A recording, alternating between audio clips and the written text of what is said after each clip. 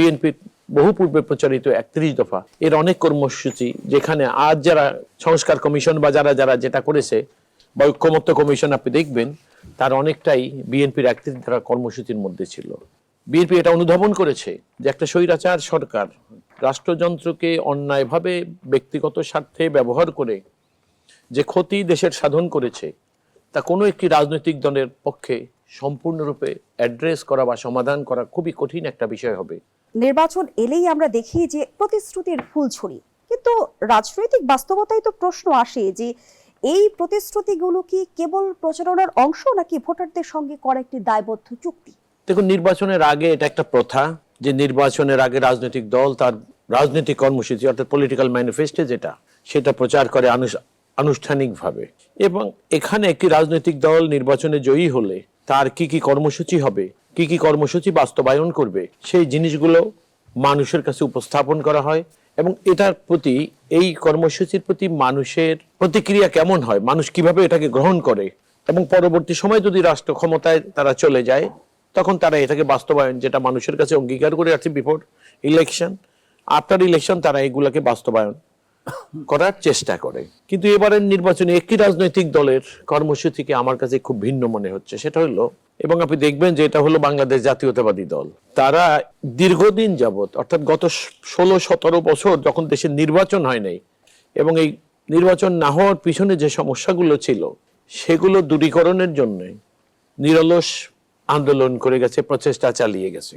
এবং এই আন্দোলনরত অবস্থায় তাদের একটা পর্যায়ে গিয়ে জাতীয় সংসদ নির্বাচন যখন কোনো না কোনো নির্বাচনে, যেমন কোনোটায় বিএনপি অংশগ্রহণ করেনি, আবার কোনোটায় গিয়েছে, তখন থেকে একটা পর্যায়ে গিয়ে বিএনপি মনে করলেন যে না, দেশটা একটা ধ্বংসের দ্বার প্রান্তে উপনীত, এগুলোকে পুনর্নির্মাণ করতে হলে, অর্থাৎ রাষ্ট্র মেরামত করতে হলে,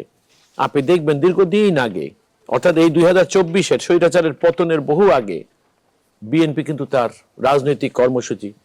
যেটাকে ৩১ দফা আমরা বলি,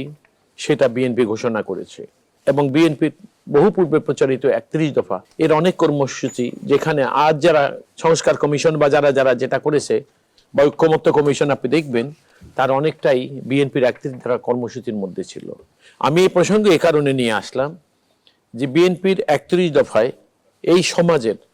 সকল ক্ষেত্র চিহ্নিত করেছে, এবং কোন কোন ক্ষেত্রে বিএনপির কি কি করণীয়।